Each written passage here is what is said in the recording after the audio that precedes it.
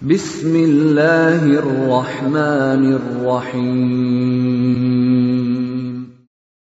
Waltakum minkum ummatun yad'una ilal khairi wa ya'muruna bil ma'ruf wa yanhauna 'anil munkar. Assalamualaikum warahmatullahi wabarakatuh. Nah, saudara-saudara kita sebagian itu urusan maulid misalnya, dia tidak masukkan ibadah, dia cuma urusan dunia. Urusan dunia tapi ada unsur ibadahnya nanti. Harus dibedakan ini, Pak. Salat itu ibadah, tapi pakai mic. Ini urusan dunia ini. Jadi kalau mau beribadah, nah harus ada sama Nabi, jangan pakai mic. Tidak ada mic di masa Nabi. Ini cuma urusan dunia, merupakan alat ibadah. Alatnya untuk sholat. Dan alat itu, Pak, tergantung dari tujuannya. Kalau tujuannya membantu ibadah, bagus. Kalau tujuannya merusak ibadah, tidak baik. Itu maulid kalau memang bagus kicarata, membantu ibadah, bagus. Tapi kalau salah carata, rusak, tidak baik. Berarti itu cuma alat. Itu cuma alat. Ya, bukan ibadah, bukan ibadah. Karena itu tergantung kita mau definisikan ibadah, mau definisikan dunia. Ya, kategori yang ketiga, Pak. Ini penjelasan yang kedua ini. Kriteria ini mengeluarkan urusan baru yang tidak didasarkan pada agama. Contoh, naik mobil, pakai baju batik. Maaf, Pak, Nabi itu tidak pernah pakai baju batik. Tapi saya yakin, Pak, seandainya Nabi itu ada sekarang, saya yakin Nabi itu senang tongi pakai baju batik. Tapi kan ini urusan dunia, HP. Saya yakin, Pak, seandainya itu ada Nabi, saya kira ada tong HP-nya. Itu HP dunia, naik pesawat, pakai sendok makan. Pakai sendok itu tidak pernah Nabi pakai sendok, Pak. Satu, belum ada sendok. Yang kedua, makanannya apa di sendok? Nah, belum ada bakso, belum ada cendol, belum ada. Demikian pula kemaksiatan bentuk baru. Jadi kecuali kalau dilakukan menerangkan niat taat kepada Allah atau mengantarkan kepada sangkaan bahwa itu termasuk urusan agama, ini baru masuk. Nah, tiga, Pak. Tiga, nanti syarat 1 dan 2 belum bisa beda, belum ada urusan beda.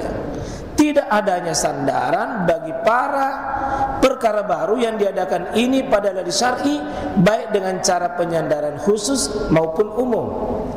Kalaupun itu urusan ibadah, urusannya Nabi, tidak ada dalilnya secara khusus, tapi ada dalil umum. Contoh, Pak, di sini. Karena ada dalil ma laisa min. Ma laisa min itu artinya bukan termasuk perkara dari Nabi. Artinya sesuatu yang kita lakukan itu ibadah, kita lakukan ibadah, tapi ada dalilnya secara umum. Tidak ada secara khusus. Inilah kemarin maulid itu, Pak, dalil-dalilnya tidak ada khusus, tapi mungkin umum seperti puasa pada hari kelahirannya. Itu dikategorikan. Nah, jadi ma laisa min urusannya adalah termasuk, ya, tidak ada penyandarannya. Kalau ada penyandaran sedikit pun, Pak, ada kalau secara umum. Contoh ini. Contoh, Pak. Di masa Nabi tidak ada Al-Qur'an seperti kita itu, Pak. Al-Quran yang kita baca itu sekarang itu tidak ada di masa Nabi begitu. Apakah mengumpulkan Quran itu ibadah, Pak? Mengumpulkan ibadah itu ibadah? Kita sepakat dulu, Pak. Mengumpulkan Al-Quran jadi satu itu ibadah atau bukan? Ibadah. Ada di masa Nabi? Tidak ada. Tapi ada dalil umum. Dalil umumnya ini ada di Quran. bahwa sesungguhnya kami menurunkan Quran dan sesungguhnya kami benar-benar memeliharanya. Artinya memelihara Quran itu adalah perintah secara umum untuk dipelihara. Model memeliharanya tergantung kondisi. Di masa Nabi belum dibukukan Pak, karena belum dibutuhkan. Belum dibutuhkan, yakni penghafal Quran hebat. Tapi di masanya Abu Bakar dibunuh itu 70 penghafal Quran. Abu Bakar khawatir kalau dibunuh penghafal Quran, tidak ada juga Quran ini bisa disatukan, hilang ini Quran. Maka inisiatif Umar, bagaimana kalau itu dibukukan? Bagaimana kalau itu dibukukan? Nabi tidak pernah lakukan, Nabi tidak pernah perintahkan, tidak ada dalil secara khusus. Ada didapat. Rawat itu Quran, pelihara itu Quran. Caranya satukan dia, yang dari pelapa kurma, yang dari kulit-kulit binatang, disatukan. Maka ada namanya penyandaran umum. Ini 3 syarat Pak. 1, baru 2, kembali apa dia sebagai urusan dunia, urusan ibadah. Dan 3, harus ada dalil baik umum maupun khusus. Dan untuk memahami seperti ini Pak, umum khusus tidak bisa tanpa kita serahkan ke ulama. Tidak bisa, sulit kita Pak. Karena itu Syekh Islam Ibnu Taimiyah itu ada pesannya, jangan gampang bid'ahkan orang. Jangan gampang bid'ahkan orang. Tapi begitu bid'ah, jelas dalilnya Pak. Oh, tidak boleh ditolerir itu. Tidak boleh tolerir. Iya, itu saya kira Pak. Ya. Ini kesimpulannya. Satu amalan bid'ah tidak lepas dari 3 hal. 1, pendekatan diri kepada Allah dengan sesuatu yang tidak disyariatkan, tidak ada syariatnya, keluar dari aturan agama atau syariat, mengantarkan ke bid'ah atau membuka jalan bid'ah. Jadi kadang-kadang bukan juga bid'ah, tapi kalau mengantar ke jalan bid'ah sebaiknya juga ditinggalkan itu. Nah ini nanti kaidah pertama, ada 10 kaidah di sini Pak.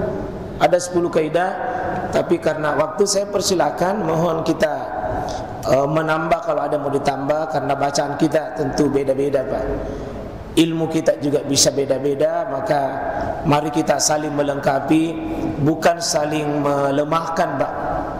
Saling menguatkan kita untuk beramal.